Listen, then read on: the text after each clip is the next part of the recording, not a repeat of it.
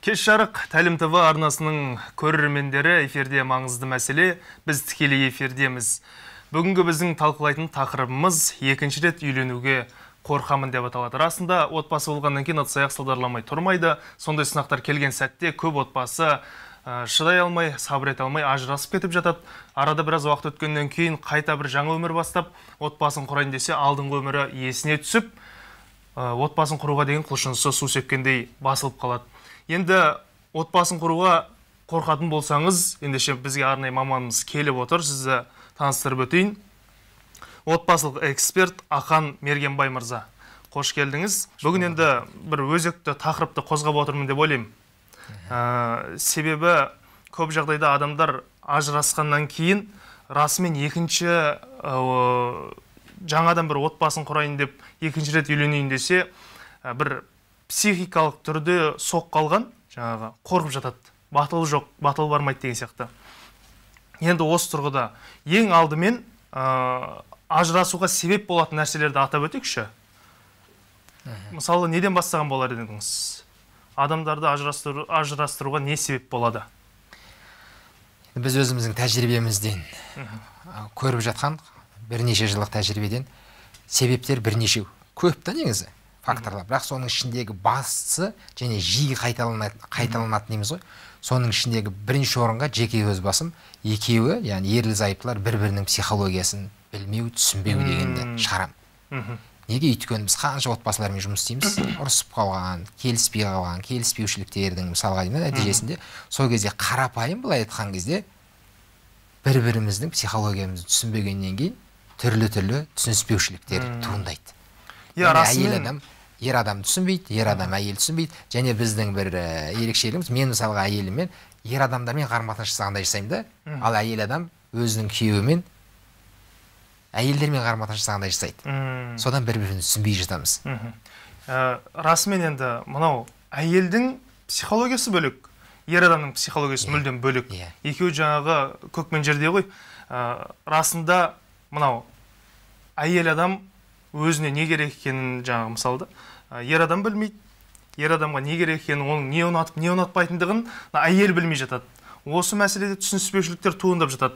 Енді осы орайда екі жас шаңырақ құрғаннан кейін, шаңырақ көтергеннен кейін бір-біріне басын ашып айтып алса дұрыс бола ма, қалай ойлайсыз? Мысалы, маған мына нәрсе ұнамайды, мына нәрсе ұнайды деген сияқты бір-біріне ашық түрде жеткізсе ойларын. Ол енді қалаулар. Ол жақсы, ол бір бөлігін ғана жабады, қамтиды былай айтқанда. Жалпы өзінің мысалға деймін да, әйел адам тұрмысқа шығатын қыз бала ер адамның психологиясын оқу керек. Біз осыған шақырамыз.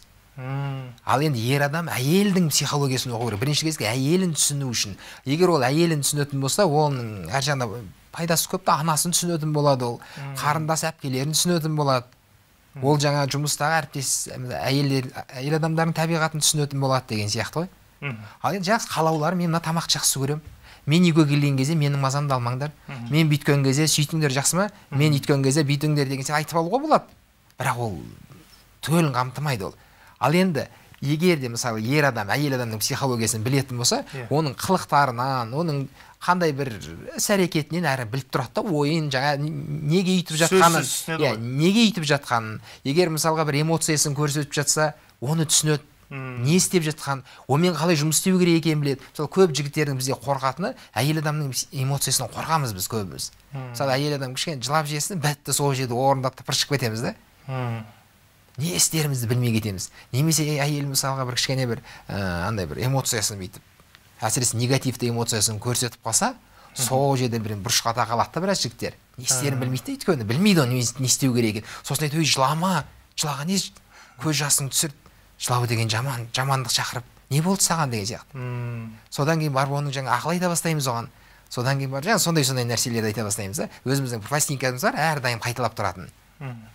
Сол пластинкаларда айналдырып тұра береміз, әйелімізге бірақ өтпейді ол. Сосын мынадай нәрсе бар да. Өтпейді, мысалы, бір инструментті пайдаланасыз, бірақ ол нәтиже шықпайды. Бір инструментті пайдаланып, басқа нәтижені күту ақмақтық деген нәрсе бар да. Сындыра алдым ба? Яғни бір нәрсені жасаймыз, бірақ басқа нәтиже күтеміз да. Ол бәлен жылдан бері соны мен пайдаланып келе жатырмын. Маған оң нәтиже емес, керісінше теріс нәтиже беріп келе жатыр да ол нәрсе. Бірақ сонда да үмітпенен қайталай беремін ғой жаңа инструментімді. Ең бірінші кезекте осы нәрсеге қатты мән беру керек. Жаңа қыз балалар ер адамның психологиясын түсінуге тырысу керек. Ал енді ер адамдар әйелдің психологиясын түсінуге тырысу керек. Ең маңыздысы осы. Одан кейінгісі қандай? Себептер, одан кейін тағы бір үлкен мәселе, ол біздегі үшінші адамның кірісуі. Яғни туысқандардың кірісу, оның ішіне нақтырақ айтатын келсек, нақтырақ айтатын болса, ол аяулы аналар. Екі жақтың аналары, одан әкелері болуы, үшінші кезекте әпкелері, қарындастар, жалпы ата-аналар ғой. Жанашыр, бізге тек жақсылық ойлайтын ата-аналар. Яғни біз оны аюдың қамқорлығы дейміз. Ахмет Байтұрсыновтың шығармашылығында бар аю мен кісі деген. Тура сол аюдың қамқорлығын жасайды ғой, өкінішке қарай біздің ата-аналарымыз. Білімсіздіктен. Қамқорлық көрсеткендей болып өзіне көрінеді, бірақ негізінде олай емес. Негізінде олай емес. Ол отбасының шырқын бұзып жатыр. Бұзып жатыр. Ол өзі білмейді бірақ. Не істеп жатқанын. Енді қараңызшы, кезінде мысалы ата-бабаларымыз қызын тұрмысқа бергеннен кейін қызын айтатын: үйге келсең, күйеуіңмен кел, немесе келме дейді. Ал енді қазіргі кейбір ата-аналар, кейбір жаңа өзіңіз айтпақшы аналар қамқорлық танытқан сияқты болып, қызына бір поддержка бергісі келген сияқты болып, енді жаңағы неге оны үйтесің, неге бүйтесің, оны бүйтпей-ақ қой, сөйтпей-ақ қой деп, ананы жасамай-ақ қой, өздері жасап алсын деген сияқты қылып. Болмаса бір нәрсе болса, кел, сиясың ғой, ішіме сыйған сыртыма да сияды деп айтады да, осы сөз көп қолданады кейбір аналар. Ол ішіне сыймағаннан кейін сыртына шықты емес па негізі? Ішіне сыймағаннан кейін сыртына шықты да, ішіме сыйған сыртыма да сияды деп, осының кесірінен көп отбасы шайқалып жатыр. Жаңа әйел адамдар уже артында поддержкасы бар, жаңа мамасы қолдап тұр, сонымен ойына келген істеп, ұрысып, мінезін көрсетіп, төркініне қайтып кетіп жатады. Бұл жерде енді қараңыз, екі мәселе бар да. Егер біз қазір мысалға қыздарға айтылатын, қыздың адресіне айтылатын әңгіме өте көп бізде. Біз қазір талай мақалды, талай мәтелді айтып беруге болады. Талай мысалға деймін, неше түрлі қыз балаларға қатысты айтатын әңгіме жетеді бізде. Бірақ бұл жерде әділетсіздік бар деп ойлаймын да. Қай мағынада? Тек қызға айтамыз да, жігітке айтпаймыз. Жігітке де айтатын әңгіме көп та бізде.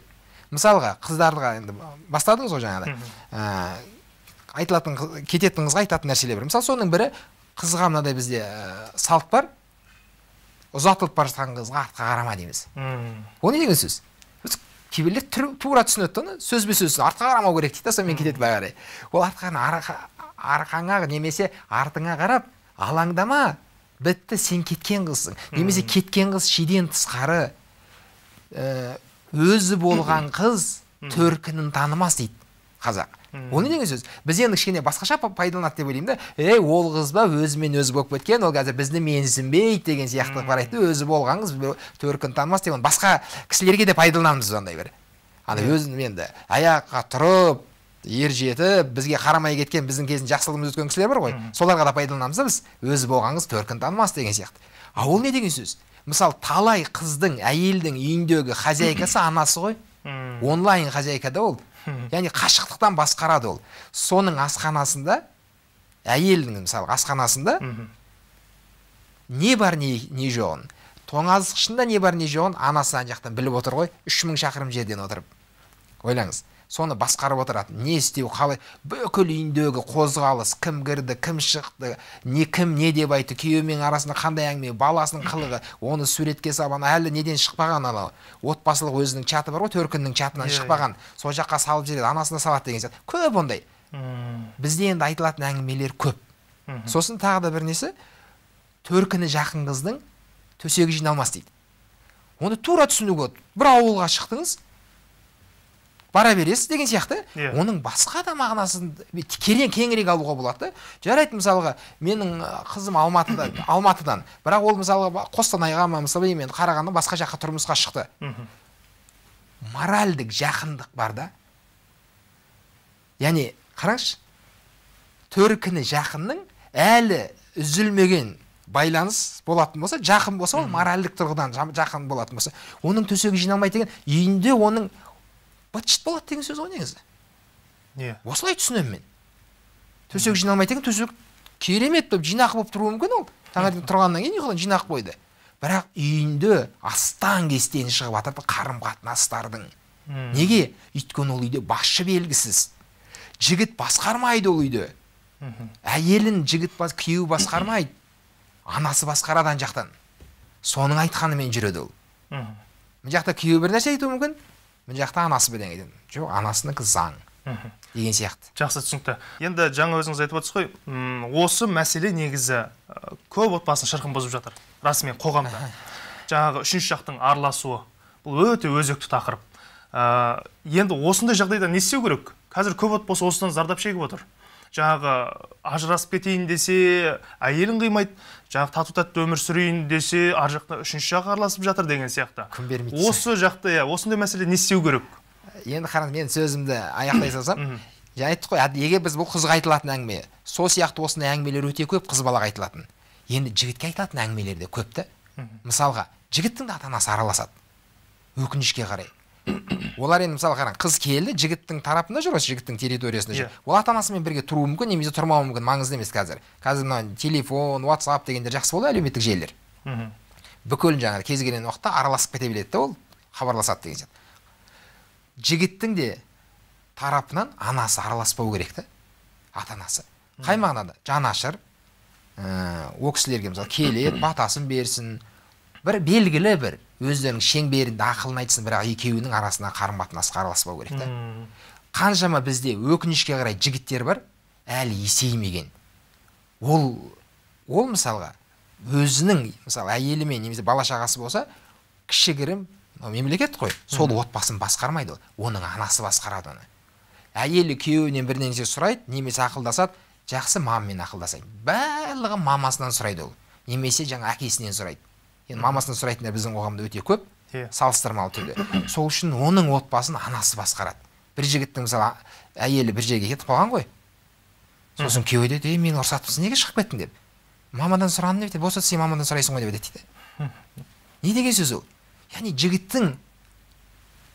жігіттің тарапынан ешкім араласпау керек. Яғни бұл жерде екеуі тұрмысқа шығардан бұрын қыз бала, жігіт үйленерден бұрын келісетін мәселелердің бірі, сен өз туысқандарыңа жауап бер, яғни сен өз қақпаңа ие боласың, мен өз қақпама ие болам.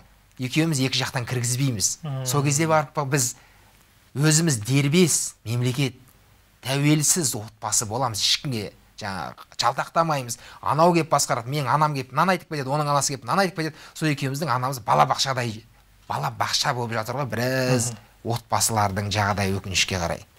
Осы мәселені бізге қолға алу керек. Ал енді біз ата-аналарға айтатынымыз мынау, неше жасында үйлендірдіңіз балаңызды? 25-те ме, 23-те ме? Соған дейін беріңіз тәрбиеңізді, тәліміңізді беріңіз, үйретіңіз, дайындаңыз, білмеймін, не істегіңіз келеді. Бірақ одан кейін араласпаңыз. Дәл сол сияқты қыз баланың да әке-шешесіне айтатын нәрсе осы. Үйретіңіз, беріңіз тәрбиеңізді, бірақ одан кейін араласпаңыз. Жаныңыз аши ма, араласпаңыз. Ал оған дейін жігітті таңдауда, қыз баланы дайындауда, немесе жігітті дайындауда, қыз баланы таңдауда бізде қазір проблема ғой. Бізде дейін араласпаймыз да, кейін араласып кетеміз. Ойбай, мен араластым, білмеймін, өзің сүйгеніңі бар. Ертең баста мені кінәлама деген сияқты өзіміздің аттонымызды ала қашамыз. Неге? Өйткені жауапкершілік алғымыз келмейді. Бірдеңе болатын болса ертең. Сіз тауып бергенсіз, сіз айтқан, сосын мен алғам деген сияқты сондай сөзден қорқып қашамыз. Одан кейін ал үйленгеннен кейін, одан кейін әңгіме, анау күйеу бала не дейді өзі? Анау күйеу бала андай екен ғой өзі. Тәрбиесіз екен ғой. Сөйтем екен үлкен кісілерге. Анау келін деген көргенсіз үйткен екен, шыққан жеріне өзі, анау құданың өзі андай деген сияқты әңгімені енді бағыстамыз да осындай өкінішке қарай. Екеуін үйлендірдіңіздер, той жасап баталарыңызды бердіңіздер ме? Болды. Әрі қарай кіріспеңіздер, егер оларға жақсылық қаласаңыздар. Енді қазақта осы бір керемет сөз бар ғой, жаңағы екі жастың ортасына есі кеткен түседі деп. Расында ғой, енді екі жастың ортасына есі кеткен түссе, үшінші жақ түсіп тұрса, онда кім болды деген сияқты ғой. Енді жақсы, осы мәселелерде көп жағдайда ажырасып жатады. Ажырасқаннан кейін оның жаңағы зияны, зардабы екі тарапқа да тиеді. Екеуі де психологиялық тұрғыда өте ауыр соққыға ие болады. Ажырасқаннан кейін көп жағдайда ер адамдар емес, әйел адамдардың бір 70-80% білуімше адамға сенбей қалады. Сенуден қалады ер адамдарға. Одан кейін тұрмыс құрғысы келмейді деген сияқты ғой. Енді бұл эфирімізге дейін маған әлеуметтік желіде бір кісі жазды. Олы бар, егер жаңағы екінші рет тұрмыс құрғым келеді дейді, бірақ менде мынандай қорқыныштар бар дейді.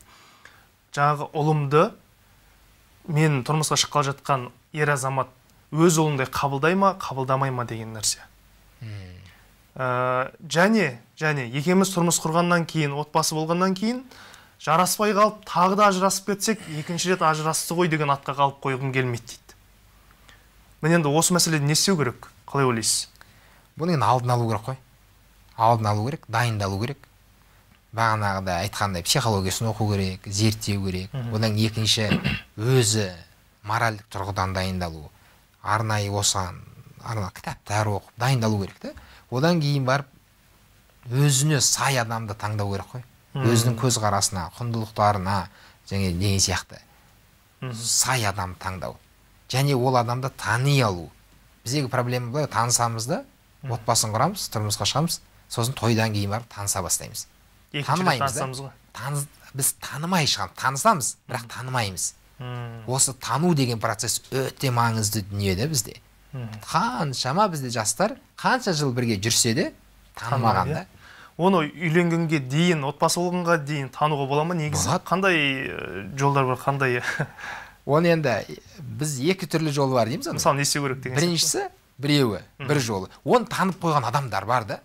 Айналасында. Айналасында. Мысалы, қарапайым енді. Студент болды ол. Егер мысалы студент сол жерде жатақханада тұрған болуы мүмкін, бір бөлмеде, бір жаңа нанды бөліп жеген, күнін түнін көрген адамдар бар ғой қасында, 2-3 қыз болуы мүмкін, немесе жігіттер болуы мүмкін да. Солар біледі деп ойлаймын да біраз. Одан кейін әріптестер бар, бірге жүріп, бірге жаңағыда енді андай бір қиындықта ащы тәттіні бірге көрген адамдар ғой. Солар танып қойған оны. Және айналасында туыс көршілері бар деген сияқты. Енді олар енді қаншалық таниды білмейміз. Негізі мен енді әзілдеп айтамын да, жатақханада бірге тұрған студенттер бар ғой, солар бізді ата-анамыздан артық таниды ғой. Иә. Біраз адам ата-аналар балаларын жақсы деп ойлап жүр ғой енді. Мысалға деген сырын білмейді. Сырын білмейді да. Ол жақсы енді ата-ананың алдында ол жаман қылығын көрсетпейді оны көбісі. Жақсы аға, енді осы жерден қазір жалғастырамыз. Бізге хабарласқан көрерменіміз бар екен, рұқсат болса эфирге қосайық. Кеш жарық, сізді тыңдап тұрмыз. Қандай сұрағыңыз бар? Саламатсыз ба? Саламатсыз, қандай сұрағыңыз бар? Менің сұрағым мынадай, бізде мынандай жағдай болып тұр. Енемнің қатысуымен күйеуім екеуміз екі жаққа кеттік. Не істеуге болады осындай жағдайда? Қазір аяғым ауыр, үйленгенімізге 1 жыл болды. Күйеуім жауапкершілік алғысы келмей тұр. Мамасының айтқанынан шықпай. Енем бұрынғыдай емес еді, құрсақ көтергелі бері күнде айқай шу, ұрыс. Жақсы түсінікті. Рахмет сұрағыңызға. Жаңағы мәселе ғой енді. Енді мына жақта қыз жақты тыңдауымыз керек, жігіт жақты тыңдауымыз керек деген сияқты ғой. Кемде екі тарапты тыңдауымыз керек та. Одан айтты ғой, қателік кімде екенін білу керек. Жауап мәселені диагностика бар, бірінші картинаны көріп алуымыз керек, не болып жатыр мәселе. Одан кейін айтты ғой, жігіт жауапкершілікті алудан қорқады деген. Бағана айттық қой біз. Әлі де ата-анасынан бөлінбеген қыз да бар бізде қоғамда, ұлдар да жетеді. Екеуі де бар да бізде. Оны біз енді кіндігі кесілмеген дейміз да. Кіндік ана физикалық кіндігі кезінде кесілген перзентханада. Бірақ моральдік кіндігі кесілмеген дәл талай жасына қарамастан ойлаңызшы, 40-қа келген, 50-ге келген кісілерді білеміз ғой, әлі кіндігі кесілмеген кісілер бар да бізде. Анасына жалтақтап жүретін, немесе әкесіне жалтақтап жүретін адамдар бар да. Яғни өзі шешім қабылдай алмайды. Қабылдай алмайды. Енді қараңызшы, осы орайда таңдау келіп қалады ғой, енді бәрібір де мынау ата дінімізде жұмақтың кілті ананың аяғының астында, ата-ананың разылығы, Алланың разылығы деп жатады ғой енді. Осы мәселеде әйелі мен жаңағы анасының таңдау қатар келіп қалса, бәрібір ер адам анасының сөзін жоғары қойып, соны тыңдап кетеді ғой. Қараңыз, бізде бар ғой, мына бір екі ұғымды шатастырамыз, екеуін ажыратып алуымыз керек. Ананың айтқанынан шықпау деген бар. Сосын ата-анаға деген құрмет деген нәрсе, екеуін екі түрлі ұғым да бұл. Осы екеуін ажыратып алуымыз керек. Біз ата-ананың алдында ата-ананы қашанда құрметтеуге міндеттіміз. Олар қандай болса да, және олардың қызметінде болуға шамамыз келгенше. Одан кейін мысалға дейік те, егер олардың белгілі бір өтініштері болса, балам мен ана жерге апарып қойшы, балам маған мынаны істеу керек болып тұр десе, оның өтінішін орындауға осы нәрселерге біз міндеттіміз. Егер олар қартайған жағдайда оларға қарайласуға, оларды қамқорлығымызға алуға, оларға енді жаңағыдай андай мындай бір көмектесуге деген сияқты жағдайға байланысты деймін енді. Ата-ана мысалы әсіресе қараусыз қалатын болса, бірнеше баласын онда енді қарау міндет болады деген сияқты ғой енді. Бірақ менің өзімнің территориям бар ғой. Соған оның кіруіне құқығы жоқ. Осыны дұрыс түсінуіміз керек біз. Кішкенде баланың жасына қарайық та, 5 жастағы бала болса, ол түсінікті. Ата-ана араласады, киіміне араласады, тамағына араласады. Бірақ 20-дан асқан, үйленген, баласы бар жігіттің өміріне не үшін араласады анасы? Сен бүйт, сен сүйт. Біз оны тікелей түсінікті қылып айтамыз. Жатын бөлме түнде жабылады ғой. Әйелі мен күйеуі жататын бөлме. Сол бөлмеге ешкім кірмейтіндей түнде күндіз де қарым-қатынастарыңызға кіргізбеңіздер. Түсінікті болу үшін деймін енді. Бұл екеуінің қарым-қатынасы. Өзара шешу керек қой. Өз арасында. Яғни әйелі мен күйеуінің арасында қарым-қатынасқа ешкімнің кірісуге құқығы жоқ. Осы нәрсені біз анық түсініп алсақ. Енді анамызды қанша құрметтесек те. Түсінікті. Енді кей жағдайда жаңағы бәрібір ата-ананың сөзін жоғары қояды деп жатыр ма жаңа? Енді мынандай ой болуы мүмкін. Олар көпті көрген, адам таниды деген сияқты мәселе болуы мүмкін да. Енді мысалы қараңызшы, осы орайда шариғатымызда мынандай бір оқиға келтіріледі. Ибрахим пайғамбардың ұлы Исмаил пайғамбар екеуі екі жаққа жыраққа кетеді. Сол кезде Исмаил әкесінен жырақта жүріп, алыста жүріп үйленеді ғой. Сөйтіп әкесі іздеп келеді Ибрахим пайғамбар. Іздеп келеді, келсе үйінде ұлы жоқ екен. Әйел келін отыр. Сөйтіп келін есікті тоқылдап, жаңағы есікті ашады, күтіп алады. Сөйтеді да бірден жағдайды сұрайды. Жаңағы күйеуің қайда? Аң аулауға кетті. Тұрмыс жағдайларың қалай? Сөйтсе жаңағы келіні өзінің атасы екенін білмейді ғой, танымайды. Шағымданып жатыр да, енді күйеуім деген сұмдық аз табады, біздің тапқан табысымыз ештеңеге жетпейді, осындай деп әйтеуір барлығын ақтарып, жыр қылып айтады ғой. Сөйтеді да, жақсы, күйеуің келгеннен кейін мына бір сөзімді жеткіз дейді. Күйеуіңе сәлем айт, және мына есіктің босағасын ауыстырсын. Осы сөз жеткіз деп кетеді. Бір жылдан кейін қайтып келеді іздеп. Жаңа есіктің босағасын ауыстырсын деген әйеліңді ауыстыр деген сөз ғой енді. Мына әйел саған әйел болмайды деген нәрсе де әкесінің өсиеті. Бір жылдан кейін іздеп келсе, басқа келін шығады. Сөйтеді да, дәл сондай сұрақты қояды ғой. Қайда кетті күйеуің? Аң аулауға кетті. Тұрмыстық жағдайларың қалай дейді. Бәрі жақсы. Құдайдың бергені әйтеуір жетіп жатыр. Күйеуің қандай адам десе, өте жақсы, иманды, адал жар. Барлығына ризамын дейді. Сонда күйеуіңе сәлем айт, және мына өсиетін жеткіз. Есіктің босағасын бекітсін деп өсиет қалдырып кетеді да. Сонда ол түсінеді, әкесін келіп, мына есіктің босағасын бекітсін дегені, осы әйеліңе берік бол, кетіп қалмасын, осыған қамқор бол деген өсиет қалдырып кеткен екен. Сонда бұл жерде қарап отырсақ, бір әкесінің айтқан ақылын, әкесінің қалдырған бір өсиетін де орындап жатыр ғой. Енді қараңыз, мына жерде осы әңгімені айтады бізге кейбір адамдар, әсіресе ата-аналар айтады да, үлкен кісілер. Біз айтамыз, пайғамбарымыз ба? Сіз пайғамбарсыз ба? Ибрахим пайғамбар болсаңыз, онда әңгіме жоқ ешқандай. Бұл бір. Екіншіден жаңа айттым ғой, екі жолы бар адам танудың. Бірінші оны танып қойған адамдар арқылы тану, екінші адам тани алатын адамдар болады өзі. Адам таниды, кәдімгі мамандар бар да, адам тани алатын. Солар арқылы тану. Ал енді бұл жерде айтатынымыз, ажырасында мен саған адам болмайды, мысалы, саған енді бұл жар болмайды, бұл адам болмайды деп айтатын болса, біз ол сөзді қабылдаймыз. Некеге дейін, тойға дейін. Тойдан кейін ол сөз жүрмейді. Сол үшін бізде негізі қоғамда қызды әке-шешесімен таныстырады, әсіресе анасымен. Жігітті әке-шешесіне көрсетеді. Негізі деймін енді. Ондай бір алып қашатындар, айтпай үйленетіндер саусақпен санаулы ғой, дәл қазір біздің қоғамда. Сондықтан да бұл уәж жүрмейді деп ойлаймын да біздің қоғамда. Сіздің сөзіңіз қабылданатын еді. Тойға дейін. Міне мама, міне, көріңізші мен әйел бола ма, болмай ма өзі? Мынау күйеу балаңыз бола ма, болмай ма? Ал енді атыңды бердің ба, терілеттің деп айтпа. Болды. Бердіңіз ғой батаңыз, иә? Болды. Енді тіліңізді тістеп отырасыз енді. Болды. Тек біздің бақытымызды, біздің амандығымызды тілеп.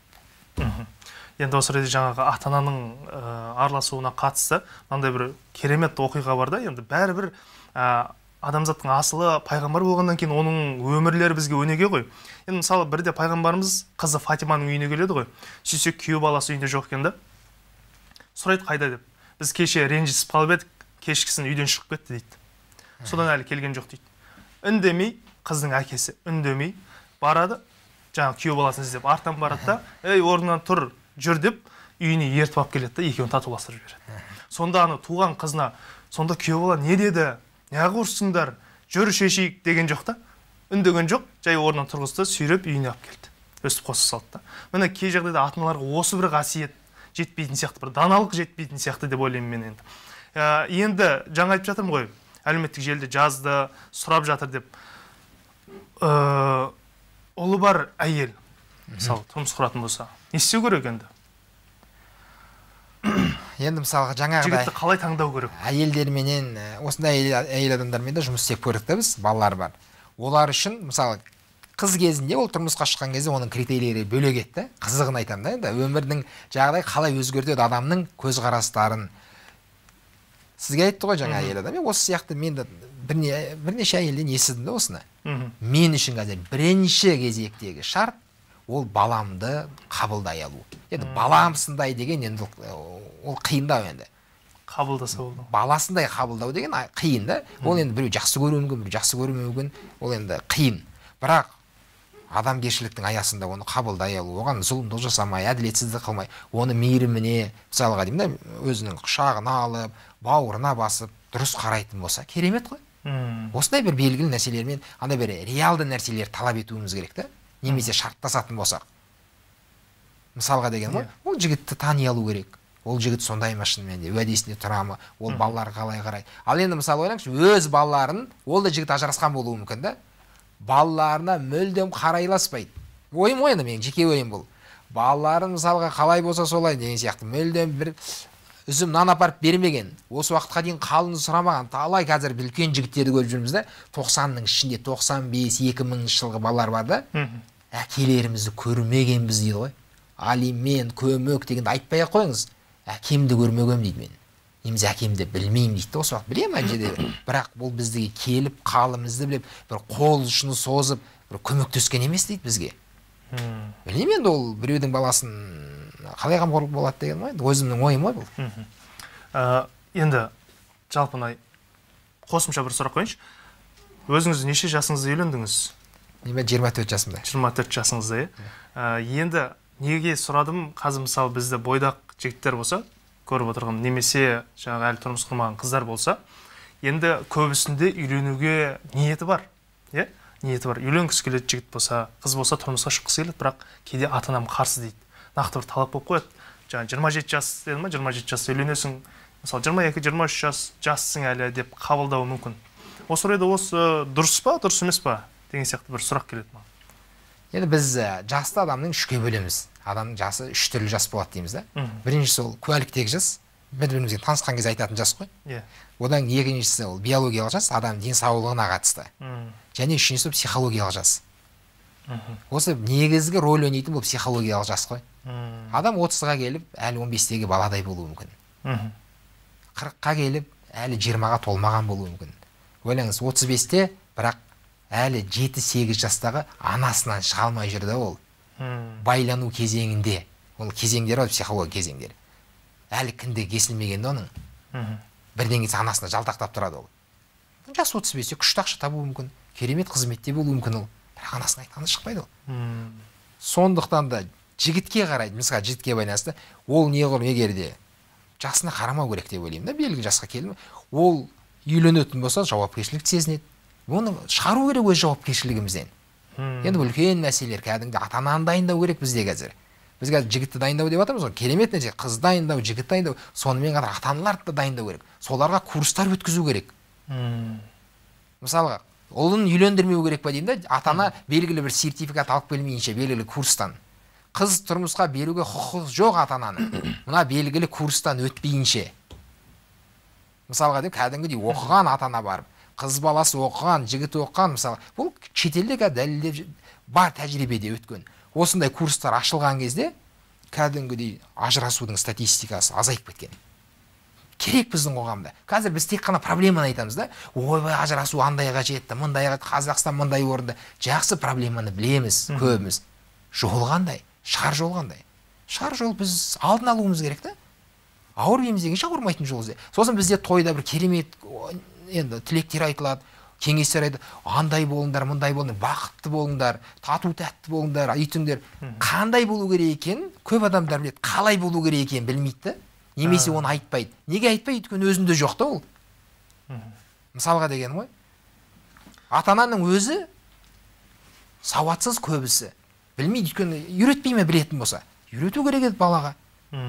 Ал енді мысалы, саған мынау адам болмайды, үйтпейді. Мама, папа сіздер кезінде берілді ғой енді жаңағыдай таңдау. Бір-біріңіз таңдап қойдыңыздар. Менің таңдауыма батаңыз берін, енді менің өліміме жаңағы таңдаған жарыма араласпай ақ қойсаңыздар бола ма деген сияқты ғой. Сол сияқты әркімнің өзінің белгілі бір шекарасы бар. Сол шекарасынан асып кетпеу керек па деймін. Ата-ана өзінің шекарасы бар, кірісетін жері бар. Әрі қарай аса алмайды да ол. Дұрыс па? Біздің өзіміз мысалы осы саланың мысалға деймін, қызмет жасап, қанша осы салада жүрсек те, біз біреудің өміріне рұқсатсыз араласпаймыз, өздігімізден араласпаймыз. Менің туысқанымда проблема болып жатуы мүмкін, мен оны естимін. Осы үйде осындай отыр. Не болды деп звондамаймын. Өйткені менің құқығым жоқ, осыны дұрыс түсінуіміз керек та біз. Қашан араласамыз біз? Бізді араластырған кезде, және бізді араластырған шеңберде. Мысалы, әйел адам хабарласады, қаншама әйелдер бар бізге келетін, жаңа кеңесімізге жүгінетін. Күйеуі келмейді.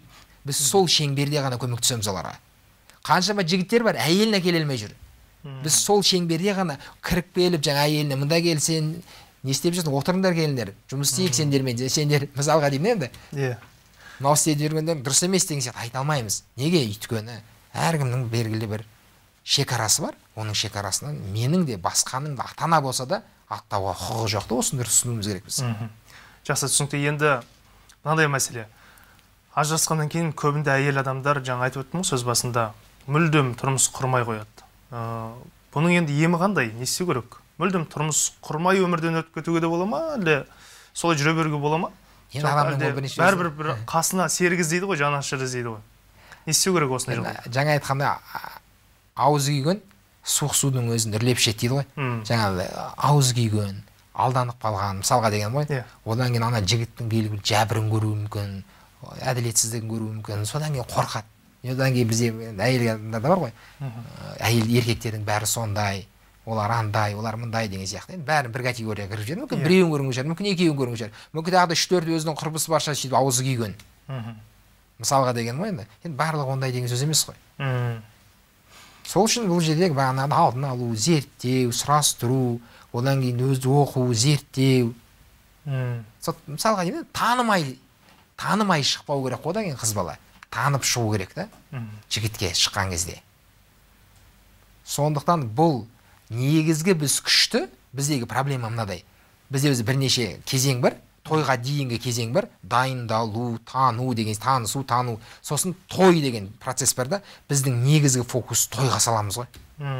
Бүкіл құдалық той, құда недандай, алыс беріс, ат шаптыру осы жердегі бүкіл өнерімізді, барымызды қарыздансақ та осы жерде көрсетеміз. Бірақ оған дейін дайындыққа белгілі бір 5-10 мың теңгені қимаймыз ғой, бір кітапқа, 2 кітапқа курс алып, қатысып, дайындалайық осыған. Ана жігітті зерттейік, ана қызды, келінді зерттейік, құдаларды зерттейік, не қылған адамдар деген сияқты. Алысқа бармай қояйық, мына Өзбекстанның өзіне, көрші Өзбекстанның өзіне мынадай бір салт бар екен да.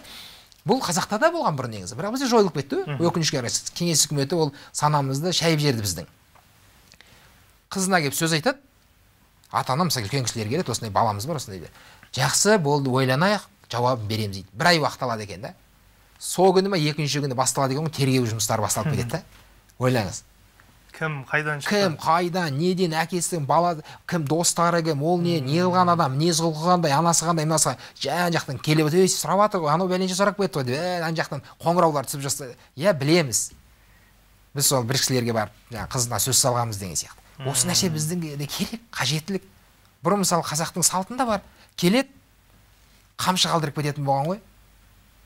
Қамшы қалдырып кетмейінше келген кісілер осы үйдің қызына құда түсіп келді деген сөз. Сөйтіп бір ай күтетін болған. Бұл салт бізде де болған, бірақ қазір жоқ ол. Тек ол тарихта қалды. Сөйтіп қамшы бір айдың ішінде қайтатын болса, не деген жоғарғы мәдениет деймін да. Қамшы қайтатын болса, үйіне келіп, біреу тастап кетеді қамшыны. Өз қамшыны айтады ғой енді. Болды, қызым бермеді деген сөз. және қызық жай айтты ғой, мәдениеттің жоғарғы деңгейінің қараңыз, не үшін бермедіңдер деген сұрақ қоймайтын болған қазақтар. Не үшін қыздарыңды бермедіңдер бізге? Не, бала ұнамады ма, біз ұнамадық па, не болып кетті деген нәрсе сұралмайды. Ойлаңыз. Қамшы келмеді ме, бір ай бойы, бір ай күтеді. Бір айдан кейін жаңа сырға салуға ма алдынан өтуге келеді ғой. Ана жақтан құдалар. Міне не деген керемет. Өйткені олар бір ай бойы жай жатпайды ғой. Олар да зерттейді, көреді. Одан кейін мысалы енді бұрын қазақтарда керемет болған ол жүйе. Даналық қоңқының өзі. Ал біз айтамыз, бұрын ажырасу болмаған болмай, алдын алған олар. Біраз нәрселер болған. Біз қазір не істейміз? Ешкім ойлаңызшы. Алматының жігіті, немесе Алматының қызы, анау мысалы Атырауға тұрмысқа шығады. Семейге тұрып, білмейді, ойлашы. Танымайды, көрмеген.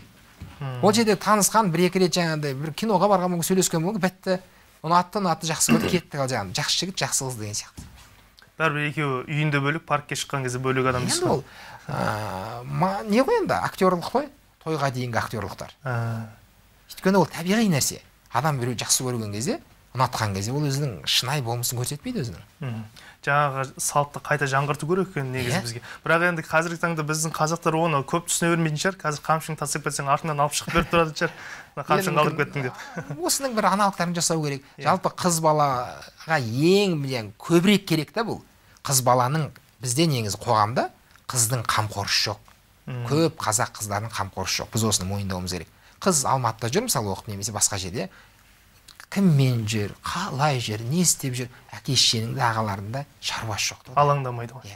Ал тойдан кейін, мама, мыналар күн көрсетпей жатыр, енем кет деп айтты, күйеуім бір жағымнан тартып жетті деген, ой, күт қазір келем алып кетуге деген сияқты. Барып жүктерін бәрін жинап алып кетуге дайынбыз дейді, немесе күйеу баланы ұрып тастап деген сияқты. Жақсы, енді керемет. Мына ажырасқаннан кейін қайта жаңа өмір бастау үшін адам ең алдымен неге мән беру керек? Енді осы тақырыпқа келейікші негізгі. Не істеу керек? Біз енді бағана ненің әзіл әңгіме бар ғой, биттің әңгімесі. Сол биттің әңгімесі сияқты болып кетті біздікі. Біздің айтатын екінші рет үйленем ол, үшінші рет үйленем ол дайындалу керек. Ол әйел адам болса, ер адамның психологиясын оқу керек. Ер адам болса, әйелдің психологиясын оқу керек. Және қызығын айтайын ба сізге? Қаншама отбасылармен жұмыс істейміз ғой, адам 2 рет үйленіп ажырасқандар, 3 рет үйленіп ажырасқандар бар да, бұл тәжірибе бермейді адамға.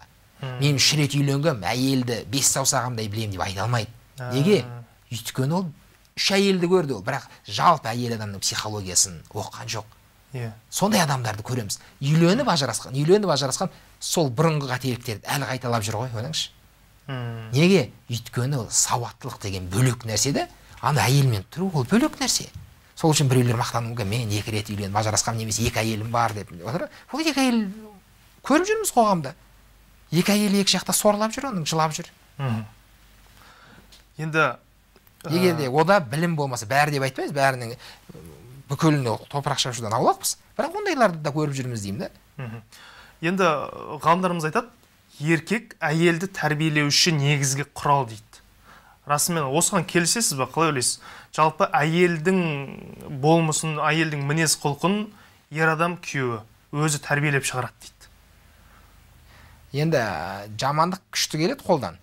Ана қыз кезінде бәрі жақсы, жаман әйел қайдан шығады дейді ғой. Жаман күйеуден шығады ол. Әйелдің бойында бір жаман қасиеттер болса, тойдан кейін оның бәрі күйеуден. Ана жол ғана осы, жуырда ғана маған бір қыз келді, ойлаңызшы, өмір сүріп жатырмыз. Ана қыздың айтуына қарағанда бір 15 жыл тұрған сияқты, қанша тұрған білесіз ба, 1 жылға жетпейді өмірі. Ана айтқанда тарихы, оқиғалары, бәлен жыл өмір сүріп тұрған адам сияқты да. Ойлаңызшы, сонда күйеуден неше түрлі зардап көрді. Өткен жолы біз ролигіміз шыққан. Егер Мерседес керек болсын, Мерседес алыңыздар, жігітке әзілдеп айтқанбыз, жігіттерге түсінеді, өздерінің мысалында Москвичті алып, одан Мерседес талап етпеңдер деп. Сөйтіп бізге әлеуметтік желіге бір әйел жазған, біз С-класс едік қой, мен С-класс едім, күйеуім мені Москвич қылды ғой дейді. Осындай талай қыздар бар да, не бір құлпырып жайнап тұрған қызды қорлап, күн қылып, езғіп жерген жігіттер көп та біздің қоғамда, өкінішке қарай. Ана не дейді, баптай алмаған мысалы бар. Нені алып көріңізші, сәйгүлікті, жылқыны түсінбейтін адамға. Не істейді анау? Арбаға жегіп қояды оны. Мысалға деген ғой, шанаға жегіп қояды. Не деген сөз ол? Өйткені ода сауаттылық жоқ. Талай жігіттер өздерінің әйелдерін қорлап жіберді, өкінішке қарай. Сонымен жаңағы сіздің сұрағыңызға байланысты тәрбиелеуге бола ма деген кезде бізде жамандыққа қарай өзгерткен жігіттер жетеді біздің қоғамда. Қиналмай тауып аласыз. Ал енді жақсылыққа қарай тәрбиелеу үшін жігіттің өзінде өнеге болу керек қой әйелге. Жігіттің өзі мықты болу керек та. Өзі құлап жатып, мысалы таңертең өзі ерте тұрмай, бір әйелін ерте тұр деп қалай айтады дейді, сөз өтпейді оның. Мысалы осы тәрбие дегенде қараңызшы. Басында енді үйленгеннен кейін, тұрмыс құрғаннан кейін бастапқы бір 2-3 жылда сұрау мүмкін әйелі. Бүгін қандай тамақ істейін деп. Енді күйеуі бір мынау ас үйдің тірлігіне араласпайын деген сыңай танытып, өзің біл деген жауаппен қайырады ғой. Өзің біл, біріншісінде, екіншісінде өзің біл, үшіншісінде өзің біл дейді. Соңында қарасаңыз, әйел уже өзі біле бастайды да. Бір күні палау істейді, келіп, неге манты істемедің десе, өзім білем ғой дейді. Сол сияқты киім киген кезде, мына киімді киейін бе, әлде мына киімді киейін бе десе, өзің біл дейді. Одан кейін бір күні бір ұнамсыз киім киіп шықса, бұны неге кидің десе, өзім білем ғой дейді. Сол сияқты еркек әйелді жайла тәрбиелеп жатыр ғой енді бұл жерде. Жақсы, бізге хабарласқан көрерменіміз бар екен, рұқсат болса эфирге қосайық. Кеш жарық, сізді тыңдап тұрмыз. Қандай сұрағыңыз бар? Ассалаумағалейкум, Алматы қаласынан хабарласып отырмын. Уағалейкумассалам. Әлі қыз баласына сөз айтып көрмедім. Естесем болады, үйленбегенмін әлі. Қыз баласына сөз айтып көрмедім дейді. Жақсы. Жасыңыз нешеде? Жақсы, үзіліп кетті. 40-та екен жасы. 40-та? О, бәрекелді. Қыз баласымен әлі тілдесіп көрмеген болып тұр ғой. Ол кісімен жұмыс істеу керек қой. Бірінші несін мәселесін біліп, не қалған, неге үйленбеді, қандай комплекстер бар, не мәселе бар. Психологиялық тұрғыда өзінің бір портретін жасау керек өзінің бірінші. Одан кейін бар, бұған бірінші ол кім, ол қаншалықты дайын, мысалға деген енді үйленуге. Одан кейін қандай дайындық керек, оған қандай жар керек, болашақ жардың портретін жасау деген сияқты. Үлкен жұмыста бұл кәдімгідей. Яғни осы қараңыз, жалпы 40-та ма, 20-да ма, жігітті болсын, қызды дайындау, осындай мәселелерге ерекше көңіл бөлу, бұл оның болашақ отбасылық өміріне жасалған инвестиция деп түсінемін да. Тойға жұмсалған біздің миллиондар, оның ішінде енді көбісі менің түсінігімде шығын ғой. Қажет нәрсе емес еді ол, шығын да ол. Көрсету үшін біз көз бояушылық эксперимент жасаймыз ғой біразымыз. Ал инвестиция деген сол тойға дейінгі жасалатын мәселелер. Қызды дайындау, жігіт дайындау, зерттеу, оқыту, ана жігітті тану, қызды тану, жігіт неге үйленбей жүр, ол қалай деген сияқты. Енді білемін, қазір 40-тағы жігіт өз-өзімен жұмыс істеу керек, қазір өзіне ақша салу керек ол. Немесе өзіне күш-жігер, білім деген нәрселерді. Жақсы, түсінікті. Бізге тағы да хабарласқан көрерменіміз бар екен. Рұқсат болса қосайық. Кеш жарық, сіз тыңдап тұрмыз. Қандай сұрағыңыз бар? Сәлеметсіз, менің сұрағым Түркістан қаласы, Түркістан облысынан звондап тұрмын. Айта беріңіз. Айтайын деген мәселем, менің келіншегім екінші тұрмыс құрған, бір баласымен мен алған едім. Алғаннан кейін апам бар ғой? Иә. Апам деген кім? Қыздың төркін жағынан.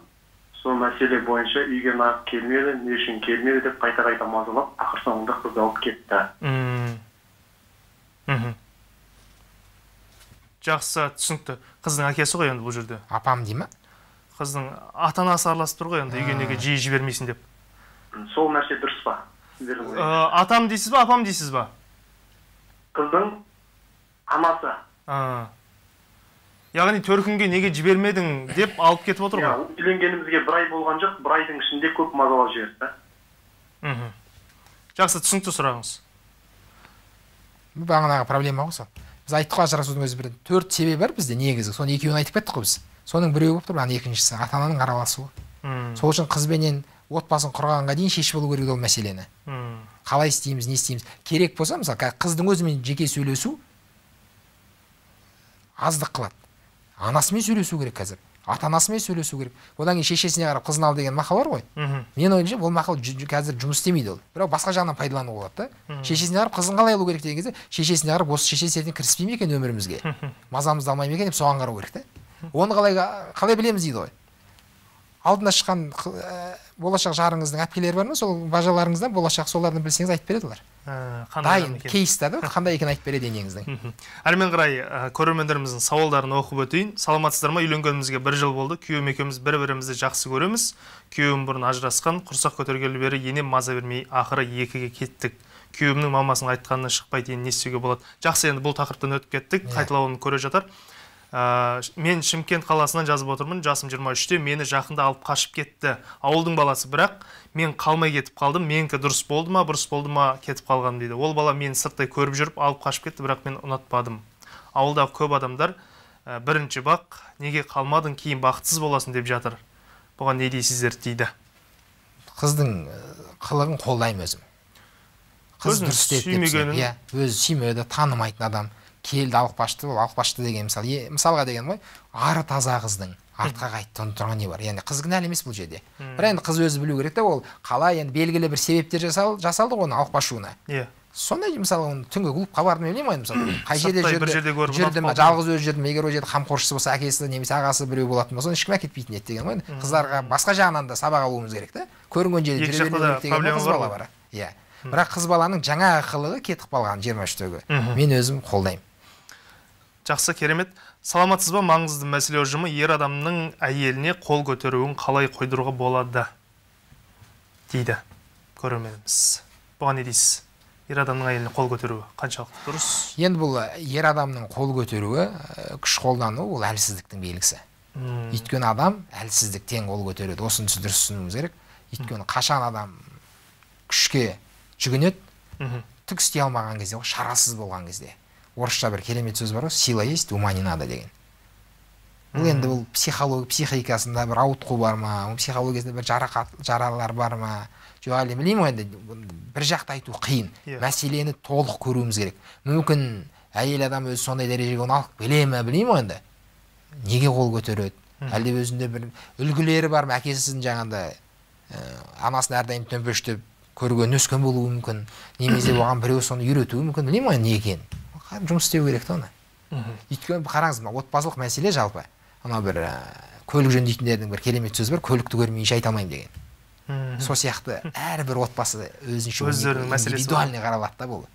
Жалпы нәрсені айта алады, бірақ мына деп айта алмаймыз, көрмегеннен кейін деген ғой. Енді тағы бір сұрағын оқи салайын. Бір қызық сұрақ. Тоқал алу үшін әйелінің рұқсат керек пе дейді. Рұқсат керек пе дейме? Не дейсіздер? Келісімі керек қой. Келісімі, иә. Осы орайда әйел қырсық болуы мүмкін, күйеуіне мінез көрсетуі мүмкін, иә? Ер адамдар әйелдің мінезіне қалай сабыр етсе болады? Қалай шыдау керек? Не істеу керек? Осы жерде сабыр ету, тілін білмегеннен сабыр етесіз да. Егер сіздің тілін білетін болсаңыз, сабыр ет. Онымен қарым-қатынас, дұрыс қарым-қатынас құру керек. Бағана қайтып келе жатырмыз ғой, биттің тақырыбына. Оның психологиясын білмегеннен кейін, онымен дұрыс қарым-қатынас жасамағаннан кейін, мен бір дұрыс емес қарым-қатынас жасаймын, ол бұртиып қалады. Ол тырысып қалады, үндемей қалады. Неге өйткені мен тілін таппай жатырмын да оның. Біз оған енді бізде өзімізде бір мысал бар, келтіретін. Егер Абайдың заманында бір қазіргі жаңа Мерседесті әкеп қойса деймін да, сосын айтса, осы жерден анау 2-3 көше ары қарай апарып тастау керек мына жігіттер деп тапсырма берсе, апару керек қой енді. Қалай апаратын еді деймін да олар? Көтеріп апарам, арбаға салып бұзып апарам, дөңгелетіп апарам, аудан мысалға деймін, аунатып апарам, қалай етіп апарады? Егер олар оның тілін білмейді, ол азапты олар үшін. Егер олар тілін білген кезде, ананы от алып жүргізіп барса түскісі келмей қалатын еді. Әйел адам тура осындай ғой. Әйел адамның тілін білсеңіз, ол сіздің рахатыңыз. Тілін білмеген ол қырсық, ол жаман, ол андай, ол мындай жаңағыдай деген да. Әйел адамнан жаман адам жоқ деген ғой, тілін білмегеннен кейін. Жақсы, енді түсінікті, бізге берілген уақыт санаулы минуттар қалды. Уақыт өте шықты. Уақыт бөліп арнайы бағдарламамызға келгеніңізге үлкен алғыс білдіреміз. Негізі бұл қаза берсең түбі бітпейтін тақырып қой, расында. Бұны бір қазылай бермей, талдай бермей, талқылай бермей, бір нақты бір маманға барып қаралу керек сияқты мен ойымша. Енді жігіттерге айтар сөз соңында бір кеңесіңіз болса, болмаса отбасылы жандарға қысқа ғана. Жаңа айтқандай дайындалу керек. Үйленгендерге де осы бір-біріміздің психологиямызды оқу керек. Осыған байланысты бізде арнайы өзіміздің курстар бар дайындалған. Яғни қаншама жылдық тәжірибені біз көрдік. Не жетпейді? не проблемалар бар деген кезде жігіттерге арналған бірнеше курсымыз бар, әйел адамдарға жасалған курсымыз бар. Мысалға деймін, үйленетіндерге, бойдақтарға арнайы кітабымыз бар жазылған деген сияқты ғой. Осындай нәрселен біздің басқа да мысалға қаншама әртүрлі тілде соларды оқу керек, зерттеу керек, іздену керек деймін. Осы болашақ отбасымызға салынған, жасалған инвестиция деп түсінуіміз керек. Бір сөзбен айтқанда, тек материалдық жағынан байи бермей, рухани жағынан да рухани, бай болу керек, білімді болу керек. Интеллектуалдық жаңа білім алуымыз керек қой, сауаттылық қой. Өйткені Абай айтады ғой, білгенге маржан, білмеске арзан дейді. Керемет. Жақсы, бүгін енді өте керемет бір тақырып болды деп ойлаймын. Көріп отырған көрермендеріміз өздеріне бір керекті жауабын алды, өздерінің жаңа жасап жатқан қателіктерін білді деп ойлаймын. Енді сөз соңын былай қорытындыласам, бір жақсы оқиға есіме түсіп отыр. Бір кісі жұмыстан қайтып бара жатып, әйеліне қоңырау соққан екен, үйге не ала барайын деп. Сөйтсе әйелі ақылды, жаным, үйге мейірім мен махаббат ала келіңіз, одан басқасының барлығы бар дегенді. Расында мейірім мен махаббат болса, отбасында бір-біріне деген қалған нәрсенің барлығы болады. Құрметті көрермендер, біз сіздермен қоштаспаймыз. Келесі эфирде жүздескенше дейміз. Аман, сау болыңыздар.